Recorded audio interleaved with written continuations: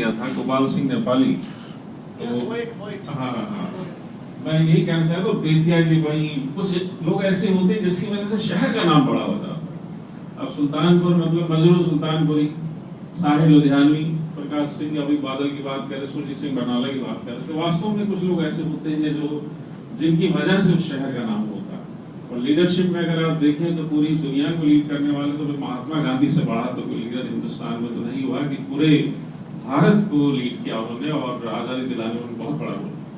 मैं हलीम साहब का बहुत बड़ा प्रशंसक हूँ कि वो शब्दों के जादूगर, मैं कहूँगा कि पिछले 2 दिन से लगातार तो जिस तरह से क्लास में हम लोग बच्चों को बांधते हैं या कभी प्रिंसिपल जो टीचर्स हम लोग मीटिंग लेते हैं तो हम लोग भी घेरे घार रखते हैं 1.5-2 घंटे होने, तो ये लगातार किस तरह से मतलब सेशन लेते हैं, ये बड़ी काबिल तारीफ बात है। मैं उसके लिए आप चाहूँगा सब ताली बजाएं, इनका अभिवादन करें। और जो वीडियो उन्होंने जितने दिखाए बहुत ही ज़्यादा दिल को छूने वाले। और दोस्तों क्योंकि मैं एक लिटरेचर का बहुत शौक है मुझे, एक नॉवेल से आदमी हूँ और सीके मतलब साहब हमारे दोस्त मौजूद हैं। हम लोग 20 साल लगभग 16-17 साल पहले रिसोर्स पर्सन रहे प्रोग्राम में, तब से हम लोग जानते हैं।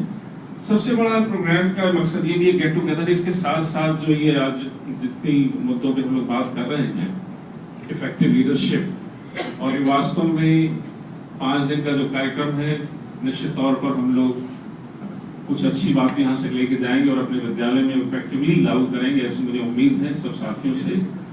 और मुझे एक शेर बहुत पसंद है जो हमारे साथी हैं, मैं जरूर कोट करना चाहता हूँ।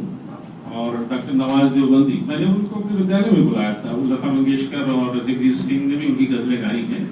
तो कितनी अच्छी बात जो 2 लाइन में एक शेर में देखी उन्होंने कही है कि अंजाम उसके हाथ है, यानी रिजल्ट, आगाज करके देख, भीगे हुए परों से ही परवाज करके देख। तो मुझे लगता है बच्चों को अंजाम उसके हाथ है, यानी ईश्वर के हाथ रिजल्ट है, आगाज मतलब टू स्टार्ट, शुरू करना हमारे यहाँ, अंजाम उसके हाथ है, आगाज करके देख, भीगे हुए परों से ही परवाज करके देख। तो जो हमारे जो भीगे हुए पड़ थे मुझे लगता है और ज्यादा स्ट्रांग हो गए इस लाइव स्किल की वजह से, हलीम साहब के इस 1.5 दिन के जो व्याख्यान की वजह से, और बिल्कुल लाइवली जो इनका प्रेजेंटेशन है, जो इनका तरीका है। और जैसे मुझे पता लगा कल रावत साहब आ रहे हैं, रावत साहब बहुत बड़े पोएट हैं, बहुत अच्छे वो एडमिनिस्ट्रेटर भी हैं। कल रावत साहब डीसी साहब हमारे जो जयपुर रीजन के हैं, कल उनकी पोएट्री हम लोग सुन पाएंगे। मैं क्योंकि जो मेरी 2nd PhD है वो गुलजार साहब पे कर रहा हूँ, काफी प्रिंसिपल बनने के बाद थोड़ा समय कम मिला है, तो वो लगभग एक फाइनल स्टेज पे पहुंच गई है, लेकिन अभी थोड़ा उसको एक फाइनल टच देना है, उसके बाद उसे सबमिट करनी। गुलजार साहब लगभग 78 ईयर्स के हो गए हैं, तो उनकी जो मेरा सौभाग्य है कि मेरे घर पे आए, 2-2.5 घंटे हमारे परिवार के साथ उन्होंने समय बिताया। और वो एक लेजेंडरी फिगर है, उनको ऑस्कर अवार्ड मिला है, 20 उनको अवार्ड्स मिले, 7 national award, 20 film fair award, 7 national award और 1 इंटरनेशनल अवार्ड भी उनको मिला हुआ है। जय हो सारा गाना, एक तो टैगोर जी का जय हो, और उसके बाद जो जय हो जो फेमस हुआ है वो गुलजार साहब का ही गीत है। गुलजार साहब से मैंने एक बात ऐसी पूछी, मैं कहा सर आप, क्योंकि मैं रिसर्च कर रहा हूँ तो मेरी ड्यूटी बनती है उससे सारी बातें जांच पड़ताल करूँ। 3-4 मीटिंग है मेरे साथ, उनके साथ 3-4 बार उनके घर पे, एक बार बहुत लंबे समय तक 1.5-2 दिन मेरे साथी थे रुड़की में। तो मैंने उससे पूछा सर आपकी डेट ऑफ बर्थ है क्या एक्चुअली, कहीं लिखा हुआ है 1934, आपकी बेटी ने एक किताब लिखी है आपके ऊपर, बिकॉज ही इज, तो उसमें 1936 लिखा हुआ है, क्योंकि आपकी बेटी 1936 बता रही है आपको जन्म हुआ है। और कहीं मैंने पढ़ा 1934, बोले बेटी चाहती है कि मैं बूढ़ा ना दिखूं, इसलिए वो 1936 कहती है, वैसे मैं 1934 कही हूँ। बड़ी ईमानदारी से बात उन्होंने स्वीकार की। तो ये भी एक अच्छी बात, रिसर्च में सारी बातें सही से आनी भी चाहिए। उन्होंने जो एक अच्छी बात जो मुझे लगती है कि वो जो त्रिवेणी उनकी कविता का एक फॉर्म है, क्योंकि आप देखते हैं कबीर के दोहे बहुत फेमस हैं, और मानस की चौपाइयां जो 4 लाइनों वाली है, त्रिवेणी यानी 3 लाइन की जो एक नया एक पोएम का एक नई विधा स्टार्ट की गुलजार साहब ने, तो उसमें एक व्यक्तिगत तौर पर जो एक मुझे बहुत पसंद है, यानी 3 लाइनें होती है। वो खुद कहते हैं कि पहली लाइन गंगा की तरह है, दूसरी पंक्ति मिश्रा जो है वो जमुना की तरह है, तीसरी लाइन जो है वो सरस्वती है, वो छिपी हुई है, वो एक बिल्कुल नया मायने देती है।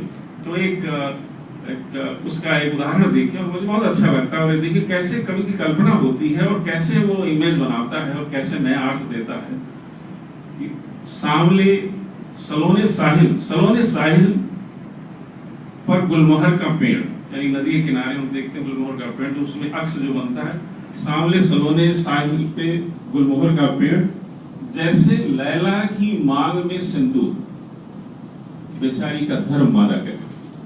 अब आप देखिए, क्योंकि जैसे इस्लाम में से सिंदूर नहीं लगाया जाता, तो देखिए कैसे एक इमेज, एक नया अर्थ दिया है कि सलोने साहिल पर गुलमोहर का पेड़, जैसे लैला की मांग में सिंदूर, बेचारी का धर्म मारा गया। तो ये एक नई विधा और एक नया एक तरीका है। और एक बात मैं और जो मुझे निदा साहब कल हैप्पीनेस की बात की, कि मुझे लगता है हलीम साहब ने हम लोगों से इतना टच किया कि सारे सवाल इसमें, इसके अंदर वो है, इसके अंदर वो, हैप्पीनेस बाद में निकल के आया। और सेटिस्फैक्शन, वास्तव में जो हैप्पीनेस वाला कंसेप्ट है वो हम सबको चाहिए कि हैप्पीनेस से ही काम करें, बच्चों को यही मोटिवेट करें।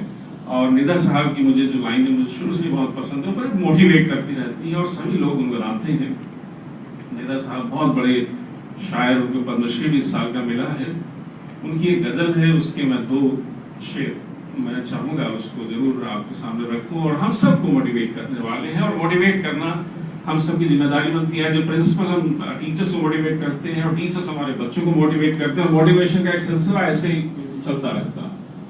तो अपना गम लेके कहीं और न जाया जाए, घर की बिखरी हुई चीजों को फिर से सजाया जाए। तो अब जो शेर मैं कह रहा हूँ वो बड़ा एक पूरे विश्व में फेमस हुआ है। घर से मस्जिद है बहुत दूर, चलो यूं कर लें, किसी रोते हुए बच्चे को हंसाया जाए तो बच्चे के चेहरे में मुस्कुराहट आ जाए, उसके चेहरे में हंसी बनी रहे, उसके चेहरे का नूर बना रहे। यही शिक्षा का उद्देश्य होना चाहिए और इसी मुझे लगता है इस महफिल का भी उद्देश्य।